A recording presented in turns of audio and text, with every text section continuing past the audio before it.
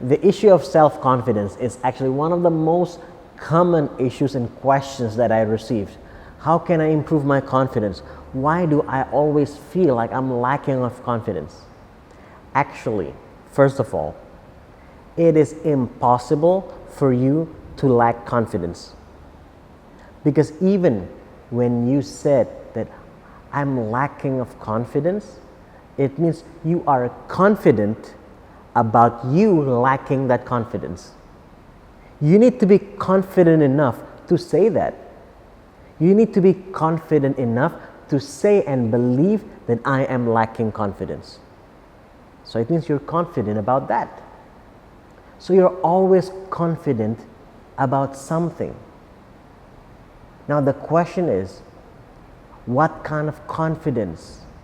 To what should I be giving my confidence to that would be beneficial for me?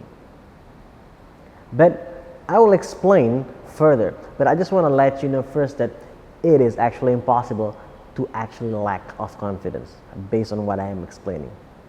Now let's move forward. How do I improve my confidence? To the direction that is beneficial for me, for my quality of life, for my career, for my health, for my relationship. To be self-confident means to trust yourself. And to trust yourself more, I'll give you an analogy. Let's say I want to trust Mike better. I want to trust him better. What do I need to do if I want to trust Mike? I need to interact with Mike. I need to have conversations with him. And the more frequent I have conversations with him, and not just the frequency of the conversations, but also the quality of the conversations that I have with Mike, the more frequency and quality are improving, then there's a big chance that my trust towards Mike will increase. Because it's not just the frequency, but also the quality of the conversations. If the quality of my conversations with Mike is only on the surface and not to the point where I can get to know the good quality that Mike actually has, then I will not trust him. But if I have a deep conversations and then I really get to know him, get to know all of the great qualities that he actually has, then I will start to trust him.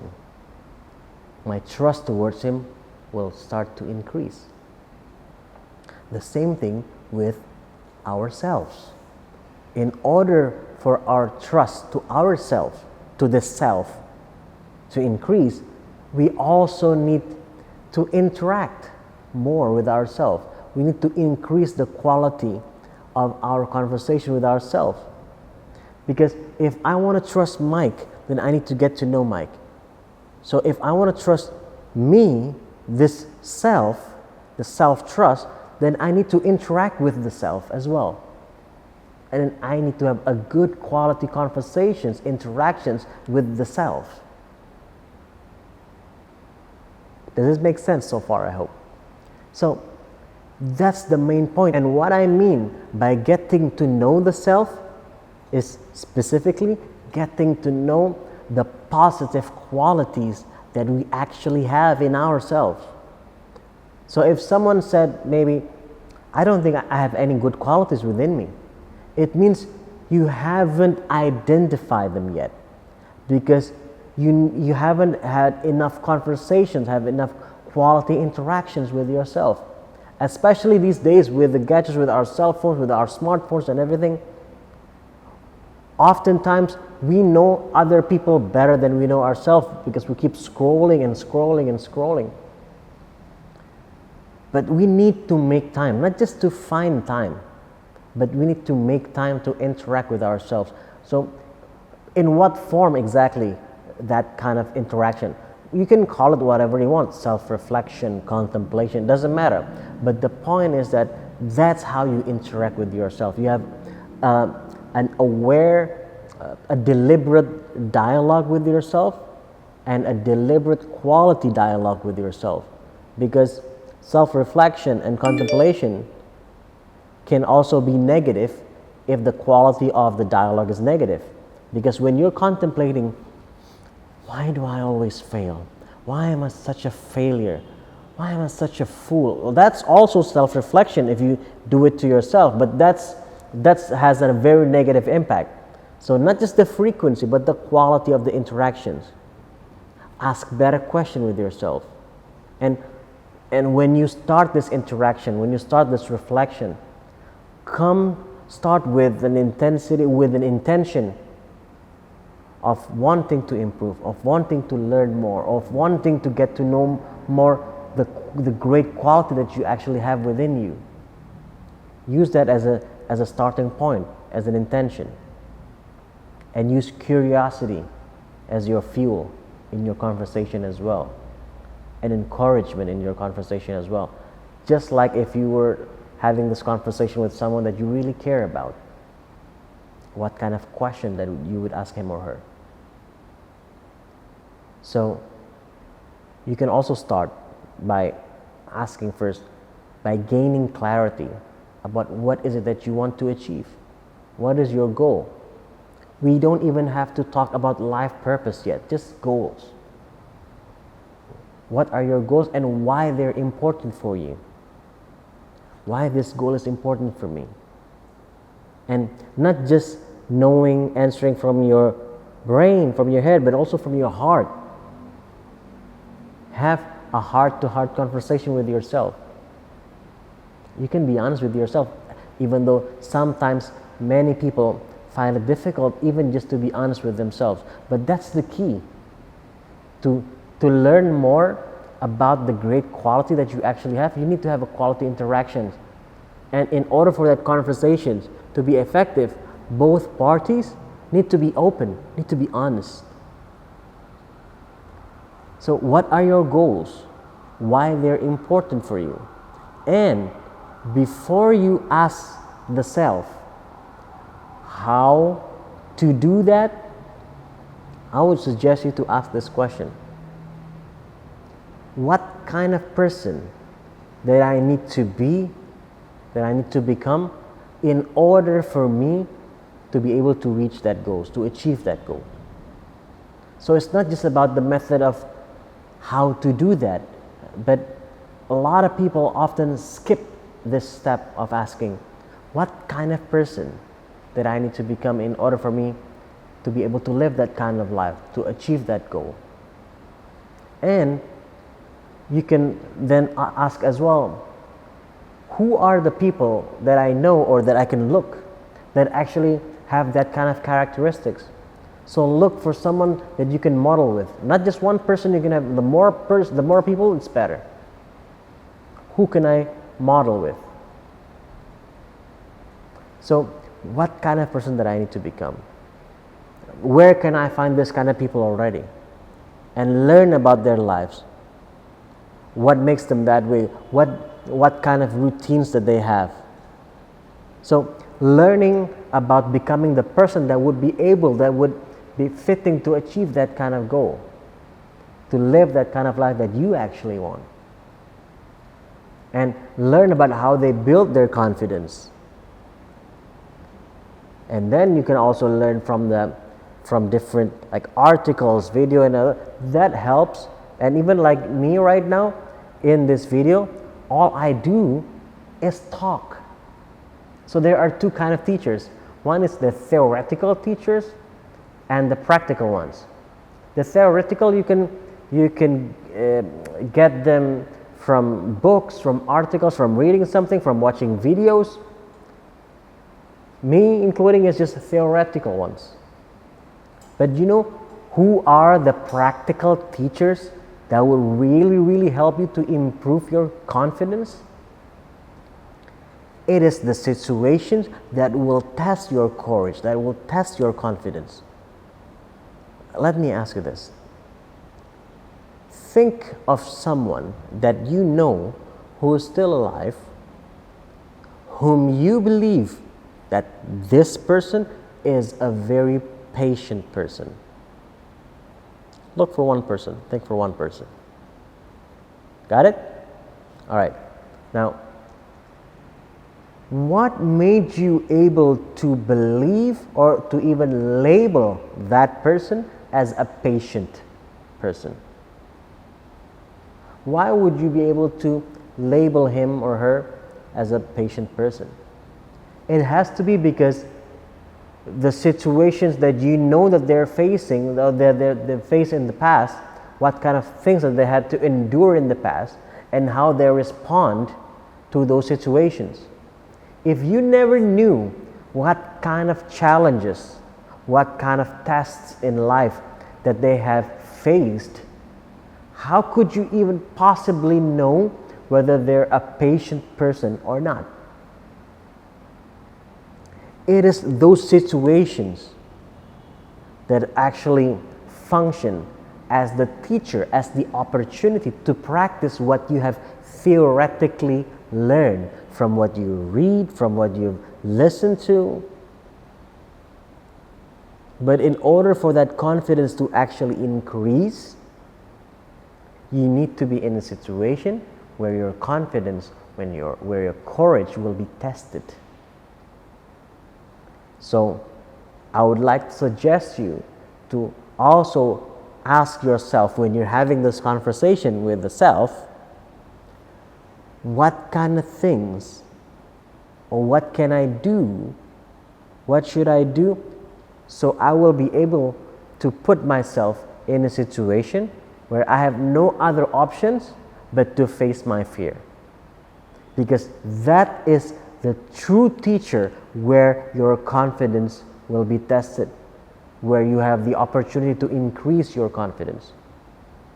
If, let's say, you're afraid of a presentation or public speaking, then put yourself in a situation where you had to speak in front of people. Apply to a particular class or training or courses where in that class, in that learning process, you will be forced to speak in front of people. That's how you put yourself in a situations where you have no other options but to face your fear. I used to have this fear of heights. I was always afraid when I'm in this, tall buildings, or like an elevator in like tall, like this high floors, 50th floor, 60th floors in some buildings, 40th floors even. So I'm always afraid of this kind of places. But I'm also a big fan of clouds, clouds in the sky. This is my nerd side, is that I love learning about clouds. And I have this goal, I have this dream. I would like to know what it feels to touch a cloud. As weird as that sounds, but I have that goal, even for a split second. But I have this fear at the time. So I want to be able, I know if I want to achieve that goal, I need to be a person who's not afraid of heights. So what kind of things that I can do in order for me to face that fear? So I applied to and submit. I bought a ticket to go for a skydive. So as scary as it was for me, but when I bought the ticket, because it's human nature. Human nature is that we don't want to experience a loss, especially when it comes to money as well. So when I already paid for it, I paid for it. I don't want to lose my money by not going. So in a way, it kind of triggers me to go for it because I already paid. It triggers me to be in a situation where I have to face that fear because I don't want to lose my money that I already paid. So I went, I took the train, and then I went all the way. And even though I was scared when I was in that plane, but my willingness to touch that cloud is bigger than my fear already at the time. But the point is basically you put yourself in a situation, because when you're already paid, then you tend to just go there. And when you already go there, you tend to put all the equipments that you need. When you already put the equipment, you already put on the equipments that you need, you tend to walk on the plane. When you're on the plane, you tend to, okay, it'll take off. Once it took off, you're up there already. Even though, of course, I still have the options when I was up there to say, no, I'm not going to jump. But the more you put yourself in a situation where you have no other options but to face your fear, the tendency is that you will face it. And here's the thing. When you faced it, once you have faced it, most of the times it's not as scary as you think. So, first of all, to trust yourself more, you need to interact more. You need to get to know yourself more. Specifically, to get to know the great qualities that you actually have within you. And then, ask better questions when you have that conversations with yourself. What are my goals? And why they're important for me? Who do I need to become? What kind of person do I need to become in order for me to be able to achieve those goals? From whom can I learn to become that kind of person? What else can I do to put myself in a situation so I will have to face that fear no matter what? So I have no other options but to face that fear. I hope this is helpful. It's been very helpful for me. This has been taught to me and I've been practicing this. Of course, I'm still learning. I still have my ups and downs as well. But at the same time, I have also seen the difference. So don't underestimate the impact, the significance that you can actually experience once you keep practicing. So don't just look at this short period of time. Maybe in a month, yeah, you will feel a difference, but not that significant. But when you look at it from a bigger and longer time perspective, you are totally a whole new person. I used to shake my hand and my feet when I had to make a presentation, and I'm not even exaggerating. And sometimes I still have my fear, of course. Even right now, I'm speaking not in my native language.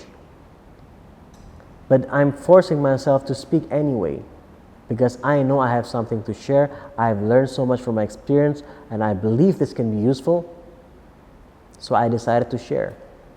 People will think, maybe some people will judge me with this or that. I don't really care. It's not my problem. I know I have a good intention, and I do it as best as I can. And hopefully people will take it as best as they can. But if they don't, I have no control of that. I want to focus on what I can control. And that is my own learning, my own growth. By me doing this, I'm putting myself in a position where I have to face my fear as well. And I hope you will do that too. Whatever it is that you believe you need to improve when it comes to your confidence, put yourself in a situation where you have to face your fear. All the best. Very quickly, there's a research that reveals a universal pattern of phases that people go through in their journey of discovering and living their life purpose. And you can learn and find out in which phase am I in right now, and what's the next phase, and most importantly, how do I get there? Find your answers in Uncover Your Unique Purpose, a comprehensive and practical guide to discovering your life purpose. It's a research-based book and as well covered with all the exercise you'll need to discover your unique purpose.